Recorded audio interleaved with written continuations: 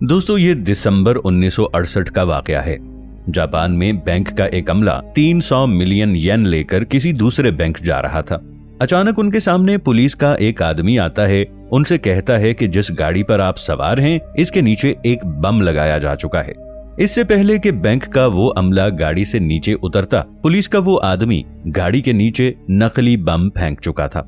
उन लोगों ने जब गाड़ी से नीचे उतरकर देखा तो उनकी गाड़ी के नीचे से धुआं निकल रहा था। ये देखकर गाड़ी में मौजूद आदमी दौड़ लगा देते हैं।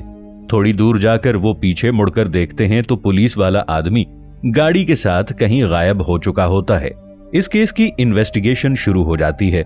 इस केस में 1,10,000 लोग इन्वॉल्व किए जाते हैं, मगर फिर भी इस आदमी के बारे में पता नहीं चल पाता और आज तक इस बात का पता नहीं चल पाया कि वो आदमी कौन था और इतनी बड़ी रकम लेकर वो गया कहां।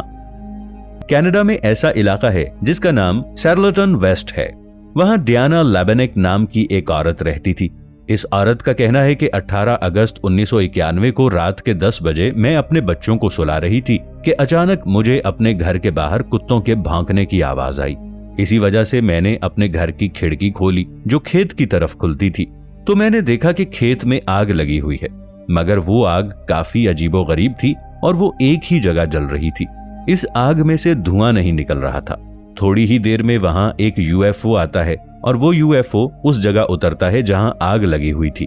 उस यूएफओ के ऊपर काफी तेज रोशनी वाली लाइटें निकल रही थीं, मगर उसकी कोई आवाज नहीं थी।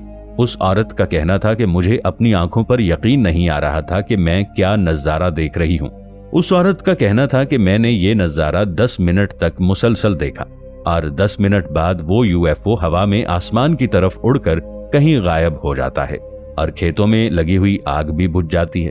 उस वक्त मैंने सोचा कि पुलिस को फोन करूं।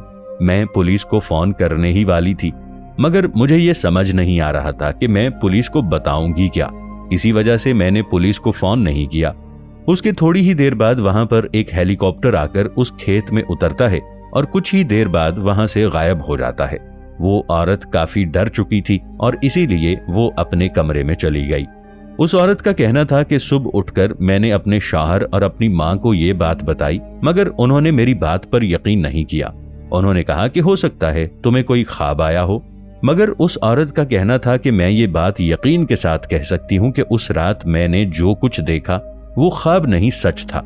उस औरत ने बहुत से लोगों को भी इस वाकये के बारे में बताया, मगर किसी ने भी उसकी बात का यकीन नहीं किया और वो औरत भी ये बात भूलकर अपनी जिंदगी में मगन हो गई।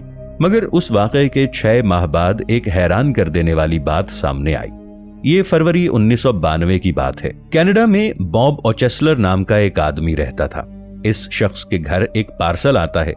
जब इस पार्सल को खोला जाता है तो अंदर से एक पेपर, एक नक्शा, कुछ तस्वीरें और एक वीडियो टेप मिलती है। वो शख्स वीडियो को अपनी टीवी पर चालू करता है। हैरान कर देने वाली बात यह थी कि इस वीडियो में वो सब कुछ मौजूद था जो डियाना ने बताया था, जैसा कि आप सामने स्क्रीन में देख सकते हैं। मगर उस वक्त उस शख्स को डियाना के बारे में बिल्कुल भी इल्म नहीं था। वो शख्स ये भी नहीं जान पा रहा था कि वो पार्सल किसने भेजा था, क्योंकि पार्सल भेजने वाले का नाम दर्ज नहीं था और इसके अंदर से जो नक्शा निकला था, इस नक्शे में डियाना के घर का मुकम्मल पता दर्ज था। वो शख्स उस पते पर डियाना के घर जाता है। वो औरत घर में मौजूद होती है। वो शख्स उसे वीडियो टेप दिखाता है। ये वीडियो देखकर वो औरत कहती है कि उस रात मैंने ये सारा नजारा अपनी खुली आंखों से देखा था। इस वीडियो को कई बार बहुत से लोगों ने देखा, मगर कोई ये समझ नहीं पाया कि ये वीडियो असली है या नकली। वो दोनों ही इस बात से बेहद हैरान थे कि उस रात ये वीडियो किसने बनाई थी और वो वीडियो उस शख्स के पास क्यों और किस मकसद के लिए भेजी गई। उस औरत का कहना था कि उस रात जब ये वाकया पेश आया था, उसके बाद मैंने खेतों में बहुत दफा हेलीकॉप्टर्स को मंडलाते हुए देखा। वो हेलीकॉप्टर इस खेत के ऊपर क्यों चक्कर लगाते हैं, ये कोई भी नहीं जानता। इस वाकये को आज तक कोई भी समझ नहीं पाया।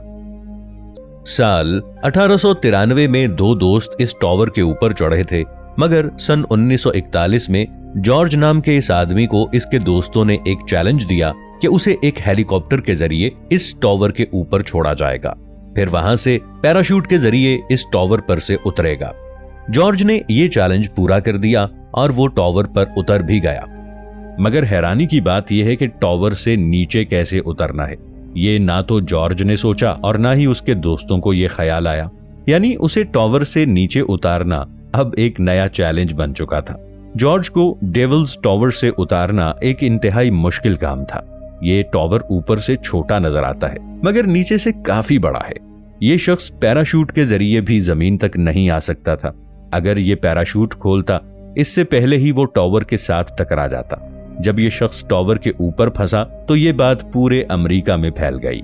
ये शख्स इस टॉवर के ऊपर तकरीबन 6 दिन तक फंसा रहा। इस दौरान तकरीबन 7,000 से ज्यादा लोग जॉर्ज को वहां देखने आए थे, मगर किसी के पास ये आइडिया नहीं था कि इस शख्स को हिफाजत के साथ टॉवर से नीचे कैसे उतारा जाए। बाद में रेस्क्यू टीम को बुलाया गया और उसे इंतहाई मुश्किल से टॉवर से नीचे उतारा गया। नाजरीन, नॉर्मल लोगों को अगर 2 काम एक साथ करने हो तो उन्हें सोचना पड़ता है, मगर इस दुनिया में एक शख्स ऐसा भी है जो पिछले 60 साल से एक मशीन के अंदर बंद था और इस इंसान ने इस मशीन के अंदर लेटे लेटे लॉ की डिग्री भी हासिल कर ली।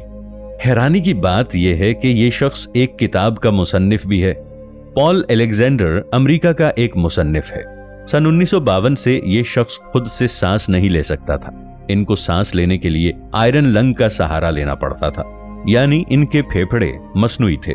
ये इस कदर बहादुर इंसान था कि इसने इस हालत में भी जिंदगी से हार नहीं मानी और लोगों के लिए एक मिसाल बन गया। इस शख्स को man in the iron lung के नाम से भी जाना जाता है। दरअसल ये शख्स 6 साल की उम्र से ही पोलियो जैसे मरज में मुब्तला हो गया था और इस बीमारी की वजह से इसकी जिंदगी इंतहाई दुश्वार गुजार थी। इस दौरान एक मर्तबा दोस्तों के साथ खेलते हुए इसको चोट लग गई। इस तरह इस शख्स का चलना फिरना और खाना पीना भी मुश्किल हो गया।